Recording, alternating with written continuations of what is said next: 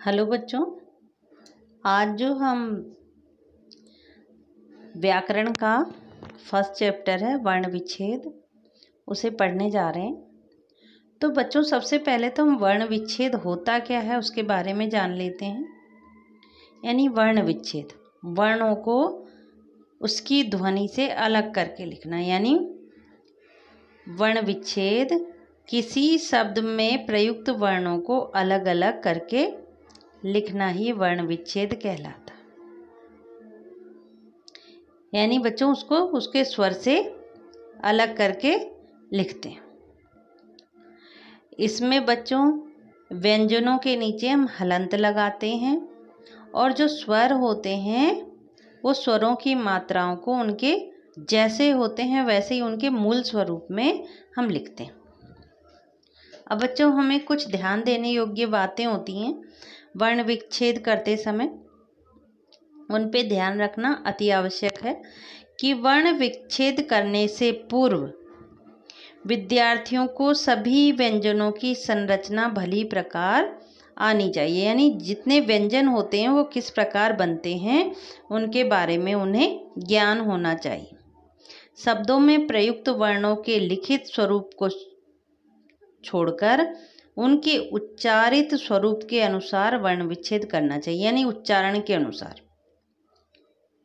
जैसी ध्वनि सुनाई देती है उच्चारण करने में उसके अनुसार उनको बनाना चाहिए। जैसे बच्चों यहाँ पे दे रखे कि व्यंजन वर्ण में ये दे रखा है यहाँ पे कि व्यंजन वर्ण के अनुसार प्रयुक्त नासिक्य व्यंजन जो अनुस्वार रूप में किए जाते हैं उनका समुचित ज्ञान होना चाहिए। यानी आपको अनुस्वार का ज्ञान होना चाहिए। यानी अंकी बिंदी कहाँ लगती है। जैसे यहाँ पे ऋणा के साथ में लगी हुई है तो इसको संगम, ये अनुस्वार है बच्चों, क वर्ग का है, कंठ है। और जैसे ही ट वर्ग इत्यादि में होता, प वर्ग इत्यादि में होता है जो आपका अनुस्वार यूज होता है। ऐसे र के विभिन्न रूपों का ज्ञान होना चाहिए। जैसे री, र से ऋषि होता है, और री एवं रु और रू, इनके बारे में हमें अच्छी तरह से जानकारी होनी चाहिए। वर्णों में प्रयुक्त अनुस्वार एवं अनुनासिक की हमें पहचान होनी चाहिए। यानी उसे भी हमें पहचानना चाहिए कि ये दोनों चीज़ें क्या होती हैं। अब बच्चों अगला आता है यहाँ पे आपका कि पहले हम ये जान लेते हैं जो संयुक्त व्यंजन होते हैं वो कौन कौन से होते हैं।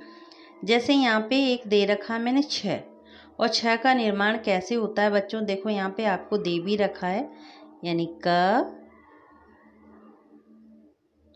प्लस षटकोण प्लस इसके नीचे हलंत प्लस आ।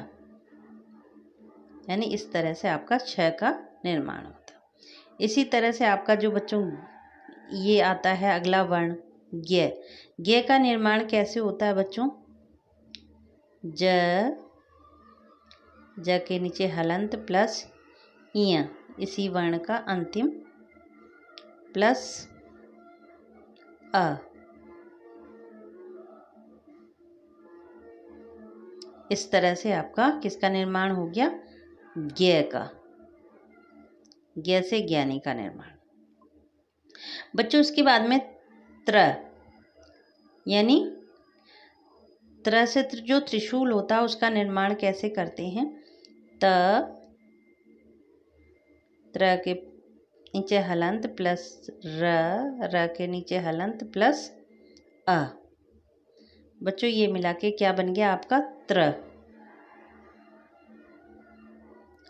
अगला वर्ण आता है बच्चों संयुक्ताक्षर में श्र, श्र से श्रमिक वाला, ये वाला। अब ये कैसे बनता है बच्चों इस पर भी ध्यान देना होगा हमें। श शलगम वाला प्लस इससे र प्लस अ इक्वल टू बच्चों क्या बन गया, श्र से श्रमिक। ठीक है बच्चों, तो ये इस तरह से ये जो संयुक्ताक्षर हैं वो इस तरह से निर्माण इनका होता है। अब बच्चों हम जान लेते हैं, कुछ वर्ण विच्छेद कर लेते हैं। जैसे यहाँ पे दे रखा है सबसे पहले रमन, तो र प्लस अ प्लस म प्लस अ प्लस न प्लस अ। ऐसे बच्चों अगला दे रखा श्रीमान, श्र प्लस र प्लस बड़ी ई, श्री प्लस म प्लस आ प्लस न। इनके सबके जो भी व्यंजन वर्ण होते हैं बच्चों, उनके सबके नीचे हलंत लगाया जाता है। इस तरह बच्चों आप जान गए होंगे कि वर्ण विच्छेद कैसे किया जाता है।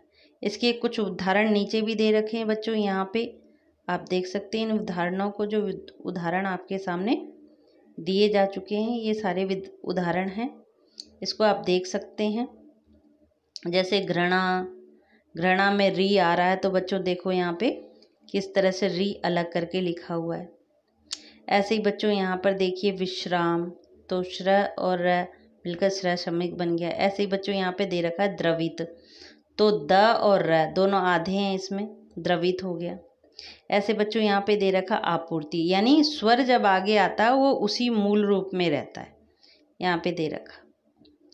इस तरह बच्चों आपको ये व्यंजन वर्ण जो थे अभी वर्ण विच्छेद, उसके ये उदाहरण हैं जो आपको दे रखे हैं। दिल्ली, दुर्गम, ये यहाँ पे दे रखा दुर्गम, चट्टान, तत्काल इत्यादि, ये बच्चों उदाहरण शब्द हैं जो कि आपको दे रखे हैं। ये लास्ट में देखिए यहाँ पे सुरक्षित। तो आशा करती हूँ कि आपको ये जो व्यंजन आपके वर्ण विच्छेद हैं वो समझ में आ गए होंगे। धन्यवाद।